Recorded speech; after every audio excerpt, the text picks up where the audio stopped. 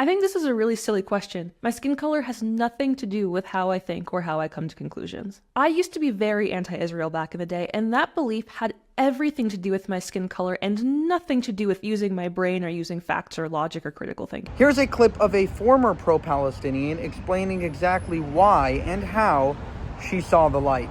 Take a look. How can I defend Israel as a black woman? This is a question I have been asked so many times since I started openly supporting Israel. I think this is a really silly question. My skin color has nothing to do with how I think or how I come to conclusions. I used to be very anti-Israel back in the day, and that belief had everything to do with my skin color and nothing to do with using my brain or using facts or logic or critical thinking. Hello internet, my name is Kaya Willis and welcome back to my channel. In my last video, I talked about how I became a leftist and why I left the left. And during my time as a leftist, like I said before, I was very anti-Israel. Israel wasn't in an officially declared war when I was a leftist and when I was in university, but if it had been at the time, I would have been like a lot of these ignorant protesters that we're seeing on the news who are camping outside of their classes defending the fictional country of Palestine. Like most of these students, I didn't know anything about the Middle East, anything about the history of Israel or the conflict. I just knew that I was supposed to be against Israel because other people told me to. The only reason that I held this belief was because I was told it was a view that I was supposed to have as a black woman. When I was a social justice warrior, I viewed everything through this oppressor lens. And entire demographics would be given one of these two labels, and I never questioned why. I was told that Israel was a racist apartheid state that was oppressing the brown Palestinians that lived there, and that all of this conflict was because the Palestinians were fighting back against their oppressors, the evil white European colonizers. And I was told that this was the exact same thing that happened in South Africa during apartheid. So I, as a black woman, was supposed to support the Palestinians in their fight against oppressive Israelis. And I embraced this because I didn't know how to think for myself. I only knew how to agree with the group that I was supposed to belong to, even if they were just objectively wrong. And they were objectively wrong. First, let me say that this was a very stupid argument. Even if you look past the just factually incorrect statement that Israel is like South Africa, which I will address in a minute, the idea that I, as a black person, was supposed to be able to relate to what happened in South Africa is just really silly. First of all, I am not South African. I have never been to South Africa. But even if I was born and raised in South Africa, I am not old enough to have lived under the apartheid state. So this idea that I, because of my skin color, would know what it's like to endure apartheid is just not true. I was born in the US. And contrary to what woke anti-racists want you to believe, the US has not had this problem for 60 years. And I am not 60 years old. And of course, I can have sympathy for people who are facing or have faced legal oppression, and I can be angry about it when it happens. I do not support what happened in South Africa with apartheid, and in current day, I'm very angry about what is going on with the way that gays and women are treated in a lot of these Middle Eastern countries. But anyone of any color can and should be angry about these things. This is not something that is specific to being black. But I did believe that I needed to be angry about the apartheid happening in Israel because I was black and for really no other reason. But that was until I saw a YouTube video that was shared by one of my friends on Facebook. Now, I don't know how this content ended up in my Facebook feed because I actively avoided at this point content that was against any of my views. But for some reason, I did end up watching this video, and it was of a black South African man who had lived through much of apartheid. And what he was saying was that any comparison between Israel and South Africa is completely ridiculous. He explained that what happened in South Africa was that there were laws where white South African and black South African citizens were treated completely differently. They couldn't live in the same neighborhoods, they couldn't go to the same schools, they couldn't eat at the same restaurants, go to the same bathrooms, they couldn't even be treated at the same hospitals. And black South Africans couldn't vote in elections and they couldn't serve in government. It was like the US Jim Crow laws that we had in the South, but instead of by state, it was the entire country. So there was this legalized racist segregation that impacted pretty much every aspect of life in South Africa. That, by definition, is what apartheid is. Look at what happened in South Africa, and let's contrast this with Israel. In Israel, Arab Muslim doctors can treat Jewish patients and vice versa. Hospitals there are not segregated. Jewish and Arab teachers teach both Jewish and Arab students in the same schools. The schools there are not legally segregated. There are no legally segregated restaurants or bathrooms. And not only can Arab Israelis vote in elections, but there have been Arab members of Israeli government since the country was founded in 1948. If you actually look at the laws in Israel, you won't find one that says you can't live in this neighborhood, or you can't have this job, or you can't serve in government because of your race. That was what happened in South Africa, but that was not and is not happening in Israel. Watching this video at the time, I felt very confused afterwards. This was around the time that I started questioning things on the left. And after doing a bit of research just to verify that what he said was true, I realized that this was just another lie that I had been told. Nothing that I had been told about Israel was true. I didn't really have a stance on the issue, though.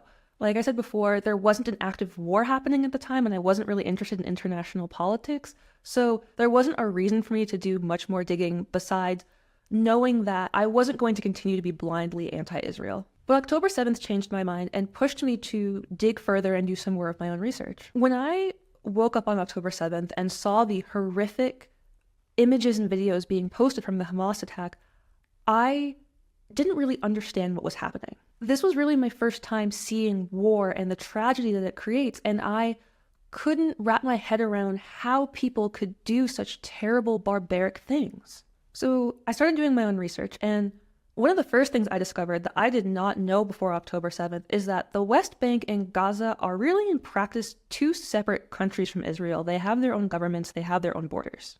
And the people who live in West Bank and Gaza are not Israeli citizens, and they don't want to be. Now, there are Arabs who live in Israel, are citizens of Israel, and like I said before, are treated the same as Jewish Israeli citizens. And in fact, a lot of them were actually very negatively impacted by October 7th. There are quite a few Arab Israelis who were taken hostage or killed during the Hamas attack. But I think the biggest surprise that I discovered when looking into what happened was that Hamas was not just some terrorist group that happened to be in Gaza. No, Hamas was the elected official government of Gaza. And they murdered almost 1,500 Israelis and took 100 more hostage. So why? Why did this happen? Because the apartheid accusation doesn't even apply to people who are living in a different country with their own government, with their own laws, with their own borders. So what was the goal of this attack? So again, I did some research, and my goal in doing research wasn't necessarily to back up one side or the other. It was just to learn the truth. I read history from the perspective of both sides. I listened to interviews from both Hamas and the Israeli government. I looked into policies and laws, and I watched as much footage from October 7th as I could. And that probably wasn't great for my mental health. No, it definitely wasn't great for my mental health, but I wanted to understand as deeply as possible what was going on. Here's what I learned. Israel was not created because Europeans decided to randomly go to the Middle East and start oppressing people, which is what I had been told before, because the left has this really twisted way of telling history to where anyone and anything that is remotely related to Europe becomes this like cartoon supervillain type of thing. The real history is that after World War II, after the Holocaust, when Jews were being massacred, really genocided for being Jewish, many of them fled and moved into the land called Palestine. Now, it's really important to note that at this time, it was not an independent Palestinian state. It was land that was under a British mandate that was created after the defeat of the Ottoman Empire after World War I. There has never been an independent Palestinian state. But anyways, Jews were starting to move into Palestine, and they were buying land, building businesses, building communities, and they were being murdered and attacked there too.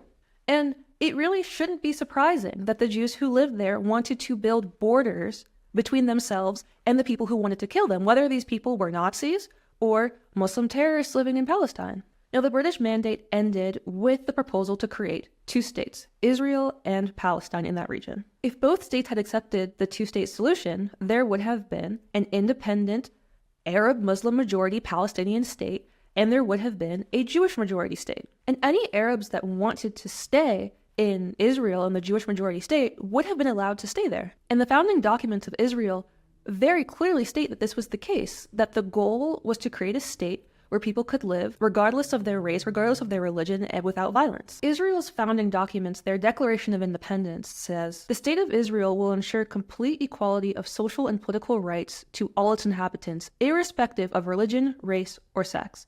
It will guarantee freedom of religion, conscience, language, education, and culture. It will safeguard the holy places of all religions. We appeal to the Arab inhabitants of the State of Israel to preserve peace and participate in the upbuilding of the state on the basis of full and equal citizenship and due representation in all its provisional and permanent institutions.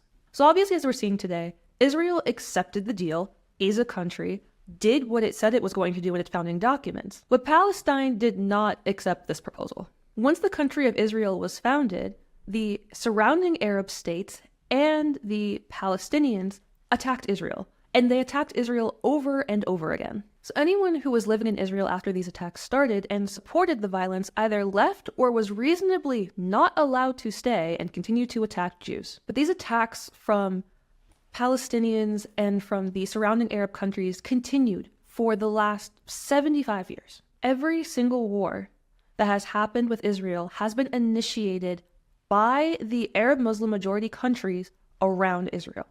And Israel has worked and done its best to defend itself so that the Jews who live there don't get murdered like they did during World War II. Hamas and the majority of Gazan citizens who elected them into power and have kept them in power don't want Israel to exist. And they don't want Israel to exist because they want to kill the Jews who are living there. And Hamas has stated this explicitly, both in interviews and in their charter. The day of judgment will not come about until Muslims fight against the Jews, when the Jew will hide behind stones and trees. The stones and trees will say, "O Muslims, O Abdullah, there is a Jew behind me, come and kill him." But that was then and this is now, right? A lot of people have claimed that Hamas has changed their views. They no longer want to kill Jews. No, that's not true. In 2018, a senior Hamas official said in a rally in Gaza, "We are looking forward to two important things which are within sight. The first is the cleansing of Palestine of the filth of the Jews and their uprooting from it. This is within sight. 4 years, my brother. By 2022, we will be rid of them. The second thing is the establishment of the caliphate, after the nation has been healed of its cancer, the Jews." But despite the constant threat of violence from its neighbors, Israel has managed to become the freest, most liberal country in all the entirety of the Middle East. And let me clarify here that I do not think Israel is a perfect country. I think there are some very valid criticisms of the policies that they have there. But when you compare Israel to any of the other countries in the area, not only does Israel want to peacefully coexist with its neighbors while these other countries try to attack it, but it is the only country in the region that was founded on the ideas that people can and should live with freedom of religion, freedom of speech, property rights, all of these things that the surrounding Middle Eastern countries don't have. Morally, Israel is a better country than the ones around it that are still oppressing women and gays and religious minorities and keep starting wars. And this is why I defend Israel. The more research that I do into the region, the more confident I am that Israel needs to exist. And the surrounding Islamic theocracies, they need to be destroyed. So one of the questions that I get asked a lot by people who have done their research, understand history, and have some semblance of a moral compass is, why are so many people supporting Hamas? Especially, why are there so many woke, intelligent people, especially at our universities, who claim that they're advocating for women's rights and gay liberation, all of these social justice things, but they're also supporting Gaza, whose policies and culture are antithetical to what they want? So I know from experience that a lot of people, especially the people at these universities, are just not doing their research. They are repeating what other people are telling them to, and they don't really know what they're talking about. But don't get me wrong, there are definitely some truly evil people out there who actually support Hamas's goal to wipe out all Jews off the face of the planet. And those people are just morally bankrupt beyond what I could even possibly imagine. But I think that most people, especially these students that we're seeing at universities, really just don't know what they're talking about. They're just being useful idiots. And it really is a sad thing because these students have access to all of the resources that they need to understand what's going on. And all you need to do to understand what's going on is to listen to what Hamas and Israel are saying. When people tell you who they are, believe them. Listen to Hamas's interviews where they have said that they want to repeat October 7th over and over again until they have destroyed Israel and killed all the Jews. Read their founding documents where they quote their purposes to kill Jews. Look at the Houthis and Hezbollah and the Iranian regime and all of these other terrorist organizations that are coming to Hamas's aid and want to destroy Israel. There should be no reason as to why I, as a black woman, no, As someone who has a moral compass, as someone who has done my research and understands the situation, would want to support Israel over people who actually want to commit genocide. Israel needs to defeat Hamas in order to protect its citizens. And if I was living in a country where I was in constant danger of something like October 7th happening, I would want my government to do the same thing and protect me. So just to harp on one point that she made there, she said that because she's a black woman, people expect her, and she expected, to be on the side of the Palestinians. Because she's oppressed, all oppressed people should band together. That's what the left has been pushing on everybody. This oppressor-oppressed narrative, where everything is viewed through the lens of power, as Jordan Peterson says, and he brought it up years ago, where to be good, you only have to be suffering. Therefore, the poor are virtuous, the rich are evil. The CEO that got killed by Luigi Mangione, he was the problem, because he was somehow creating this capitalist system to oppress everyone. And then you get justification for murderous October 7th, and then you get justification for October 7th and that is exactly also where the justification for October 7th comes, right? When you say, oh, the Israelis, the Jews are the powerful people, they can be killed. And thank God she woke up, so props to her. Her channel is Kia Willis. Kia Willis, take a look on YouTube. If you believe in what we do here over at Jewish Uncensored, consider supporting us in a few different ways. You can support us monetarily by going to buymeacoffee.com/JewishUncensored. You can also go to our new merchandise store, IsraelUncensored.com, where we just dropped a bunch of new merch. Additionally, to gain access to exclusive content, you can go to our memberships tab on this channel and join there. And finally, you can share this video with both family and friends in order to share this message with the world. Thank you so much for your support.